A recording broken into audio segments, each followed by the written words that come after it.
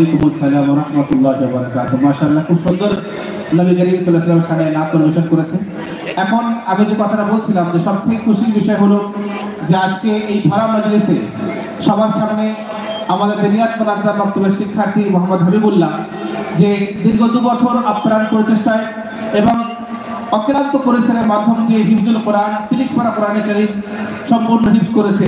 তো আমরা সবার সামনে আমি সবকে আবেদন করবো লোক রাখার জন্য। আপনি আসুন।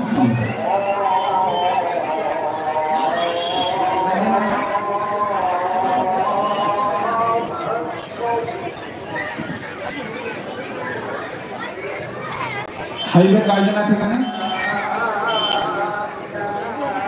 গার্জেন আসুন।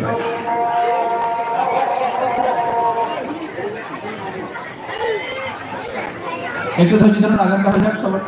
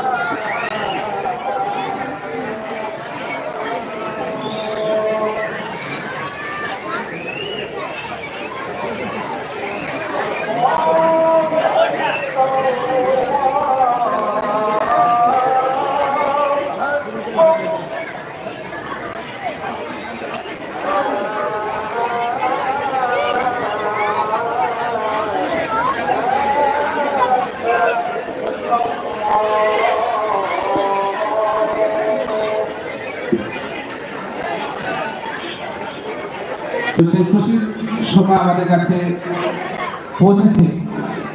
নবী করিম সাল্লাল্লাহু আলাইহি ওয়াসাল্লামের সেই বিশ্ববিখ্যাত হাদিস, যে কিয়ামতের দিন নবী করিম সাল্লাল্লাহু আলাইহি ওয়াসাল্লামের হাদিস অনুযায়ী বলা হবে হাফিজে কোরআন কি ওয়ারাতিল কামা তুরাতিল ফিল দুনিয়া ওয়ারতাকি, যে তুমি কোরআনে কারীমের একটা একটা আয়াত পড়ো যেমন তুমি দুনিয়াতে আস্তে আস্তে পড়তে, এবং প্রত্যেকটা আয়াতের সঙ্গে তুমি জান্নাতের একটা করে সিঁড়ি উপরে চড়তে থাকো। এটা হলো হাফিজে কোরআনের সেই সম্মান আল্লাহ রাব্বুল আলামিনের পক্ষ থেকে সেদিন সম্মানিত করা হবে। এটা আমাদের খালদারি দিনিয়াত মাদ্রাসা পক্ষের পক্ষ থেকে একটা অনেক বড় গৌরবের বিষয়, এবং তার সঙ্গে সঙ্গে আমি আমাদের মসজিদ কমিটির জিম্মেদারদের কাছে অনেক শুকরিয়া জ্ঞাপন করি, এবং শিক্ষক মহাশয় যিনি মেহনত করেছেন আল্লাহ তাআলা তাকে জাযায়ে খায়র দান করুন, এবং পুরো পরিবারকে আল্লাহ রাব্বুল আলামিন দুনিয়া